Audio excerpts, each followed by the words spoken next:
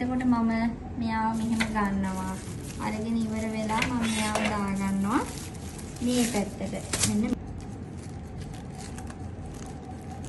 මේ ගලව ගන්නකම් විතරයි හරි. එක් ගාලා අනිත් පැත්ත ගහ ගන්න ඕනේ. ආයි. හැදෙයි හිමින් පරිස්සමට මේ පැත්තට ගහ ගන්නවා. මේ පොත්ත ගැලවෙනවා. එතකොට මම කරන්නේ මෙයාව දැන් රස්නේ පිටින් ඔතන්න ඕනේ.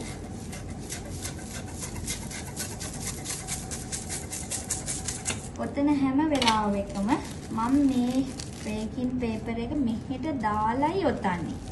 එතකොට මොකද දැන් මෙහෙම එතුවොත් අපිට ගලව ගන්න බෑ. කේක් මේ ස්විස් රෝල් එක කැඩෙනවා.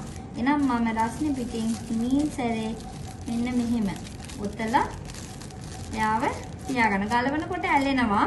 ඒක නවත්තන්න අමාරුයි. අන්චුට්ටා ඔන්න ඔහම අපිට මහතට ඕන ටිකක් බුරුලට ඔතන්න පුළුවන්.